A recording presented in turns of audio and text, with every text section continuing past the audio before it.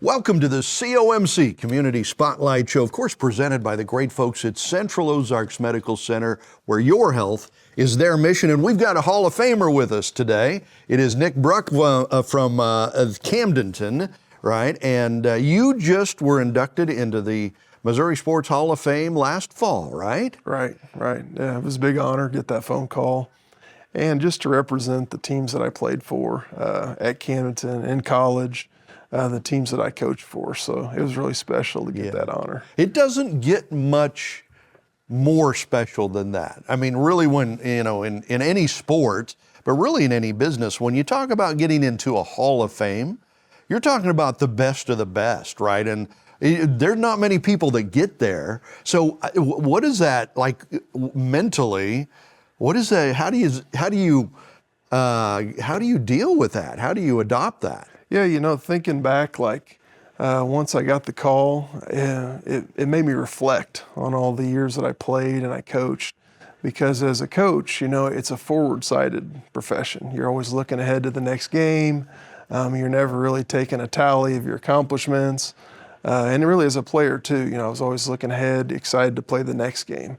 So to reflect and then to realize I accomplished these things, you know, of course, proud of it, you know, proud of where I'm from. You know, it's great to hear like the support from the school and different people that I played with. So it was a great experience. Yeah, no doubt. All right, so let me just give you a few of his accomplishments to get into the Hall of Fame. So you still hold the records for most touchdowns in a game for the Camdenton Lakers. I think it was 5, right? Five touchdowns in one game. That still stands as the Camdenton record. Tackles for a loss in a season, 25. Right. So offense, you're scoring touchdowns. Defense, you're getting tackles for a loss. And then in track and field, shot put, right? You still hold the record at Camdenton for the longest shot put at 57 feet 7 inches. Right. How many years has that stood up? Well, that's been since I threw. You know, and the record that I broke was in the early 80s. So we're talking 40 years, right, that record has stood. Well, my record, I threw in 2000, so it's been 25 years. Okay. Yeah. Oh, so 25 years for you, just 25, just quarter of a century. Right. So those are the kind of stats that it takes to become a Hall of Famer. Was it on your radar at all that you could be a Hall of Famer? Or? I got a call from Coach Shore, Jeff Shore, Yeah. that he'd gotten a call from the committee or something looking for people that would be deserving. And I don't think it was just the athletic stuff. I think it was the body of work with the coaching attached to it. It's rare when you go and have success and then go back to your alma mater and then coach for a long time, have success in the coaching there. So, yeah, it was a great experience coaching and playing both. Yeah, absolutely. After your playing career, you got into coaching. So when you were at Camdenton, you won a football state championship. That was in '99. Who did you have to beat in the state championship that year? That was Elias. Was it? Okay. Right. Yeah, we played all the good schools back then. You know, the Webb cities, the Elias, teams out of Kansas City in the playoffs, things like that. So it was good to go through, you know, and run the table on all the big programs in the state there. Yeah, some things never change because, I mean, Elias is still great, right? And actually in the same conference with them now for the last couple of years. Who were the other teams you had to beat on the road to that state championship in '99? Did you have to beat Webb City? Yeah, you did. You know, we beat them 42-7. We wound up playing a big game, was Park Hill South in the semifinals. Yeah. Beat them 28-7. That was the big team in the West, Kansas City team that was so strong there. And then beat Jeff City by a point in the state championship game. Elias by 1. Did you play that in Columbia or in St. Louis? That was St. Louis. St. Louis. What was that like playing in was it the Big Dome? Well, here's a great story. So the year that we won the state championship in St. Louis, the Rams also won. That was a Super Bowl year. Super Bowl, right. Right. And at the induction, Coach was there, the offensive coordinator. I'm forgetting his name there. But he was also getting inducted into the Hall of Fame. And I was able to sit and talk with him and spark up that conversation of, you won a Super Bowl that year, we won a state championship year, right, or that year. So that was a neat connection there that we made.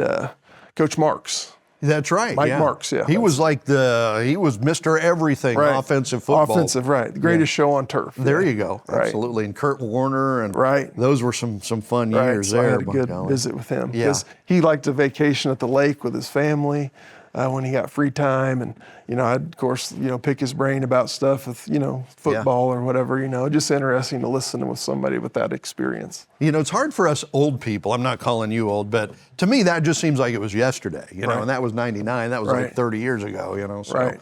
So we're talking with a Missouri Sports Hall of Famer, Nick Brucks from Camdenton, still coaching over there at Camdenton. He's got kids in the school there and everything. We'll continue the conversation with the Hall of Famer when we come back on the COMC Community Spotlight Show. At COMC, your health is our mission. Central Ozarks Medical Center offers 3 OBGYNs at the Osage Beach Clinic and 2 pediatricians with same-day appointments available. At COMC, our doors are open to everyone with 5 primary care locations conveniently located across the Ozarks. COMC for the best medical, dental, and behavioral health care. Get more info on how COMC can help you at centralozarks.org. COMC, where your health is our mission.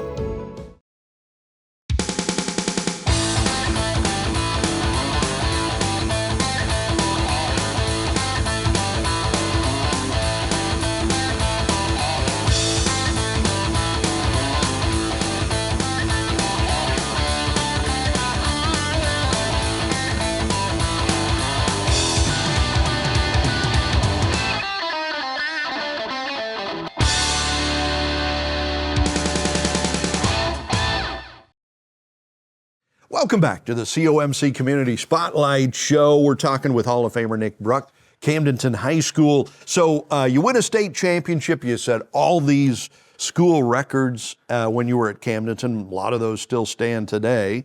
It didn't stop there. You went on to play in college, right? Right. I played at 2 different schools. Played at UCM, University of Central Missouri, for 2 seasons. And then I graduated from Westminster College. Played there for 3 seasons. Right. Did you enjoy college sports? I did. In college, yeah. I did. I was able to play a lot of different positions on both sides of the ball.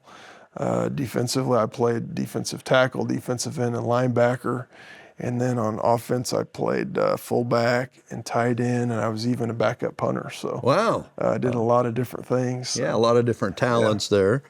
So then after college, you decide to come back to Camdenton, which is amazing to me how many people do that. How many Camdenton grads come back, right? Like Jeff Shore, for instance, or Coach Parpitz, who took a team, a whole different high school, to a state championship, but decided to leave that job and come back to Camdenton as an assistant. Something special about Camdenton. Right. Both of those guys you mentioned there, good friends of mine, they went and coached other places before they came back.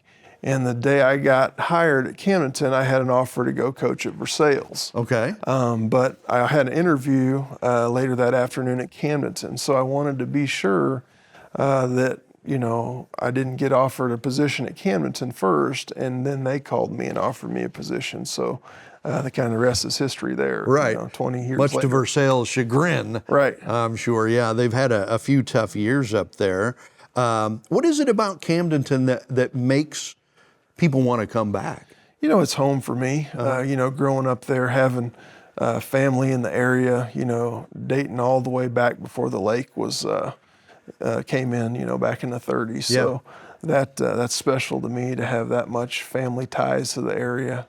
And then so much, memories and such as playing and growing up in the area, seeing it change, of course, one stoplight town. Now we've got several stoplights through Camdenton and growing and things like that. So Yeah. It's different. Yeah, and your kids are now where you were back when you were a kid. They're now in high school and junior high, and they're playing sports. And you ever get a little sense of deja vu, seeing your kids kind of coming through the way you did? It's different because the environment's changed. Some of our facilities have changed.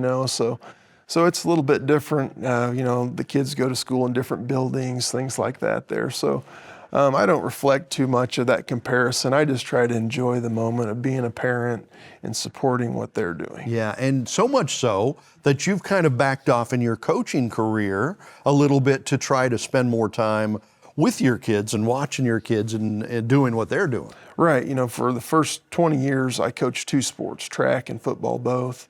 Made a decision to get out of football to support their cheerleading and their football. So it's been a great transition for me. I still, love Laker football, all the things that go along with that. I'm still at the game every Friday night. Haven't missed a game since then.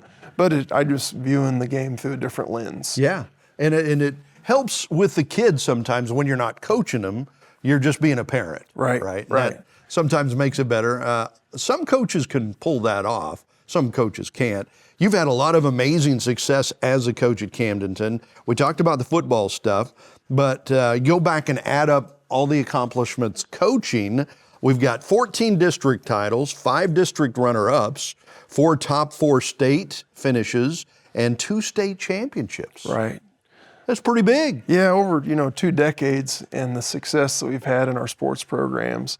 I just like to say that I've been a part of it, not the reason for all those things, because it takes so many people coaching to make a successful team or make an impact in a kid's life even.